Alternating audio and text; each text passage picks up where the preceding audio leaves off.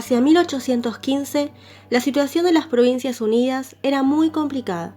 Las dificultades de la guerra y la vuelta de Fernando VII al trono imponían a los patriotas tomar una decisión sobre su futuro.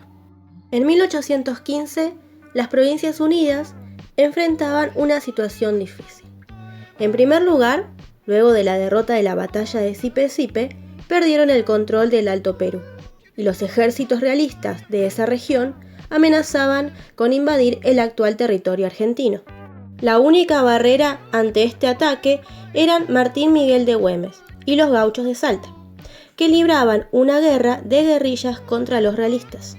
Por otra parte, los criollos no conseguían ponerse de acuerdo sobre el modo de gobernar las Provincias Unidas. Esto generó el conflicto entre el directorio y el líder oriental José Gervasio Artigas. Artigas proponía crear un orden federal para que las provincias mantuvieran su autonomía. En el plano internacional, la situación también había cambiado y se volvía contraria a los intereses de los criollos.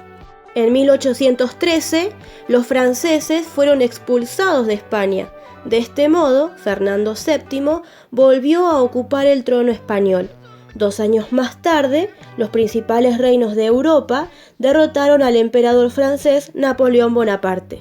Los países vencedores en las guerras europeas se reunieron en el Congreso de Viena para discutir la reorganización de Europa.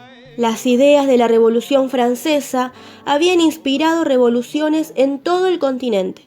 Además, los años de guerra habían debilitado a las potencias, por lo cual aspiraban a lograr una paz duradera. En consecuencia, los países acordaron colaborar en el mantenimiento del orden en el continente.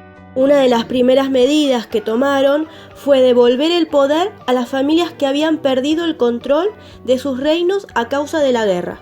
Por otra parte, el Congreso de Viena condenó las ideas de libertad e igualdad de la Revolución Francesa. Además, decidió apoyar al rey de España en su intento de recuperar el control de las colonias americanas.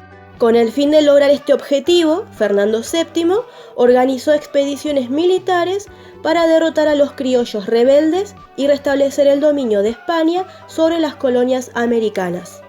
El regreso de Fernando VII al trono significaba que las Provincias Unidas no podían mantener la fachada de la máscara de Fernando. Por este motivo, el directorio convocó a un congreso para resolver la cuestión. La reunión se realizó en Tucumán. Esa ciudad se eligió por 2 razones. Era la base del ejército del norte y estaba lejos de la influencia de Artigas.